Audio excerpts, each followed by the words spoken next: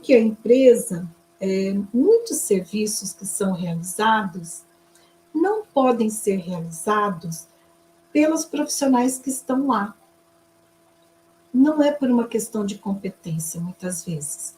É por uma questão subjetiva. É assim, ó. Existe, por exemplo, o vínculo, né, psicoafetivo dessa profissional com os outros trabalhadores ali da empresa.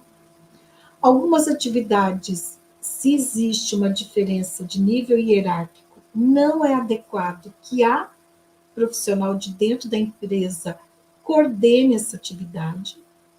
Então, é interessante que seja uma consultora, uma profissional de fora, ok?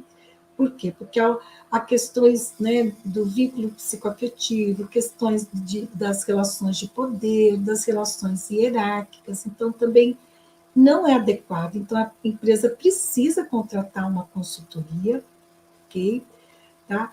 E uma outra, estou enumerando só 3 aqui para você, né? Um outro motivo que faz com que as empresas, né, contratem a consultoria com muita frequência, veja, faz 22 anos que eu estou na consultoria, gente. Se consultoria não fosse uma coisa que desse retorno, eu já teria partido para outra, né?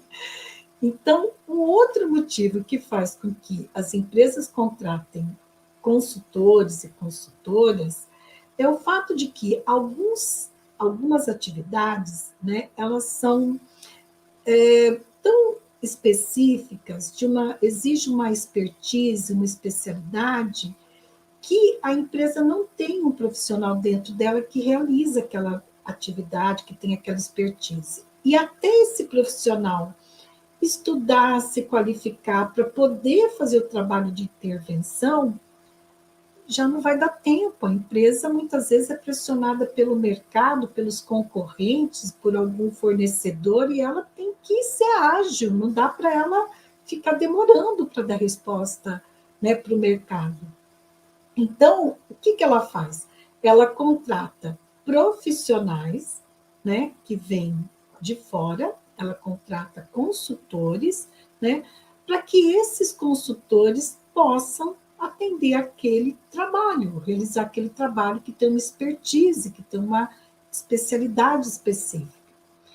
Eu falei de 3 motivos, mas tem mais um também, né? Alguns trabalhos que a empresa nos contrata como psicólogas, consultoras, são trabalhos sazonais, sabe? São trabalhos assim muito pontuais. Ela tem aquela necessidade naquele momento, naquele período.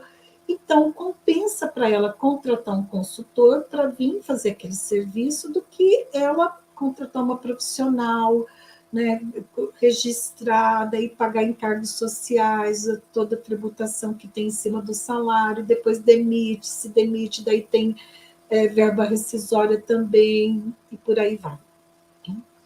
Então, tem muitos motivos que fazem com que as empresas contratem o nosso trabalho.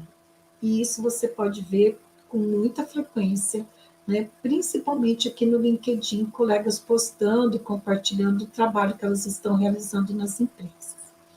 Então, vamos lá falar de quais são esses serviços que nesses 35 anos que eu trabalho na área organizacional, nesses 22 anos que eu trabalho com consultoria, que eu observo que as empresas estão sempre demandando, né? Principalmente 2 deles. O terceiro é mais recente, mas a gente vai falar também. Deixa eu só tomar uma aguinha antes da gente começar a conversar sobre isso. Quero combinar com vocês, se vocês tiverem alguma dúvida, tá? Manda aí para mim aqui no Instagram, no LinkedIn, no Facebook, no YouTube, e aí a gente vai esclarecer. Bom, quais são esses 3 serviços? Primeiro, assim, que eu vejo que eu não vou enumerar em termos assim de um ranking, esse é mais, esse é menos, tá? Mas eu vou te falar da minha experiência, do que eu vejo, né, acontecendo tanto comigo quanto com as minhas alunas e com outras colegas também, psicólogas que são consultoras. Há muita demanda, um serviço que faz com que você ganhe mais em 3 meses é desenvolvimento de liderança. Desenvolvimento de liderança é um tipo de atividade que as empresas desenvolvem todos os anos.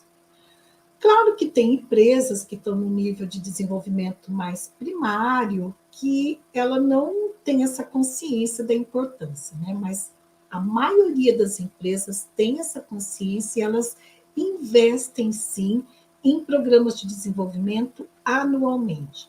Por quê? Porque elas precisam se manter atualizadas, competitivas, sustentar o negócio delas, né? E se não for por meio do desenvolvimento das lideranças, elas sabem que elas não vão conseguir ter os resultados que elas precisam.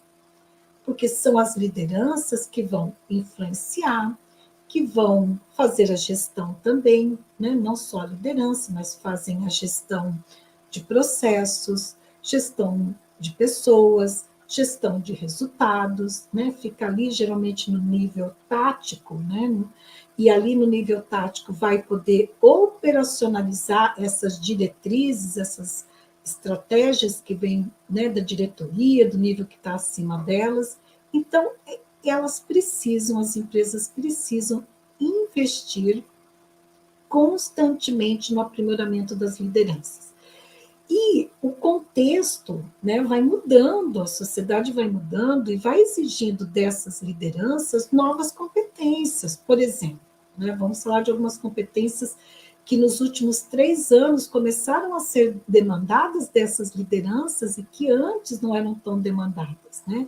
A questão da diversidade, né, que está aí, né, tá pulsando cada vez mais. Antes não tinha diversidade? Tinha, mas esse tema era lidado de uma outra forma, era abordado de uma outra forma, né? O valor que se dava a esse tema era outro. A questão do etarismo, a questão do ESG, né, que está aí na pauta das organizações. Por exemplo, compliance, né, que é um tema que a gente não entra, mas que envolve, sim, aspectos comportamentais, como éticos, de valores, de princípios, que as lideranças precisam se atualizar, né? Questões como comunicação. Comunicação é sempre o top do top de temas comportamentais, né? Tanto comunicação interna, comunicação interpessoal, agora tem muita questão da comunicação não violenta, né, nos últimos anos está sendo abordado, enfim. Então, liderança sempre é um serviço que, se você colocar no seu portfólio, se você souber fazer, tiver um método para fazer e fazer bem feito, você tenha certeza que você consegue ganhar mais em 3 meses. Isso eu estou te falando com base na experiência das minhas alunas e na minha experiência. Um outro serviço que as empresas sempre demandam, que é desenvolvimento de equipe.